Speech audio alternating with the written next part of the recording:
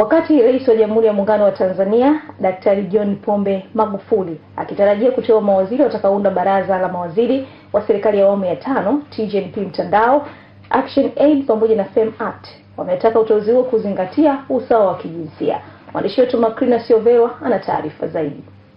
Tanzania ni miongoni mwa nchi za Afrika zinazokimbia kufikia malengo ya dunia ya 50 kwa 50, yani uwakilishi sawa katika ngazi za maamuzi, ikiwemo nafasi za kisiasa kati ya wanawake na wanaume. Nchi ya Rwanda mpaka sasa imepiga hatua kubwa na kuwa miongoni mwa nchi duniani ambazo zimefanikiwa kwa kiasi kikubwa kuwa na uwakilishi sawa baina ya wanawake na wanaume katika ngazi za maamuzi. Hapa ni viwanja vya Mtandao wa Jinsia Tanzania TGNP, eneo ambalo kihistoria ndipo mapambano dhidi ya usawa wa jinsia Tanzania hufanyika hapa mara kadhaa. Serikali ya awamu ya 4 iliyomaliza muda wake imepiga hatua kubwa kwenye jambo hili, ambapo juhudi zake zimesababisha muhimili kama bunge kuongozwa na mwanamke na hatimaye nafasi ya pili kutoka juu, yani makamu wa rais sasa ni mwanamke.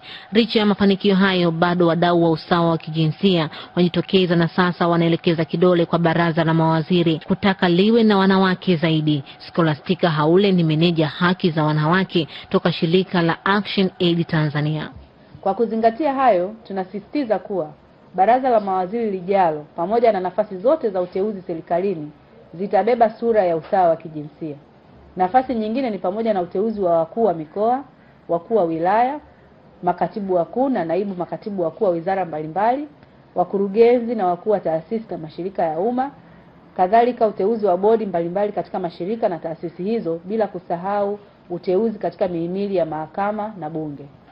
Kumekuwa na mfumo wa kuwapa wanawake ubunge wa viti maalumu ambavyo hugawanya kulingana na juhudi za chama husika kupata idadi nyingi ya kura, na wabunge wa majimbo viti hivi sasa vipo katika lawama, ambapo wanaopata nafasi hutajwa kwa jicho la kukosolewa uteuzi wao. Lilian Leundi ni mkurugenzi wa Mtandao wa Jinsia Tanzania.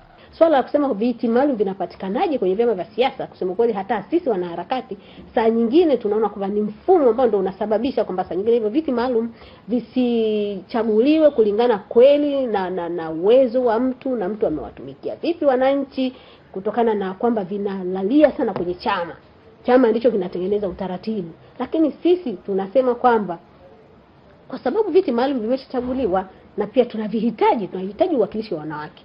Na bunge lililopita tuliona wanawake wengine walikuwa kwenye viti maalum, lakini kweli walifanya kazi kubwa sana. Sasa wale wawe mfano basi. Na sisi asasi za kiraia, hasa zile zinazotetea haki za wanawake, tumesema hivi, tutatengeneza nyenzo fulani ya kufuatilia wanawake. Lilian Leundi anatoa wito kwa wanawake waliopata fursa za juu kufanya kazi kwa bidii, kuonesha uwezo wa mwanamke kusaidia juhudi za kufikia usawa. Wapongeza sana ambao wamepita majimboni, wamepita kwenye viti maalum, lakini wajue kwamba kazi ndio imeanza. Sisi tutafuatilia.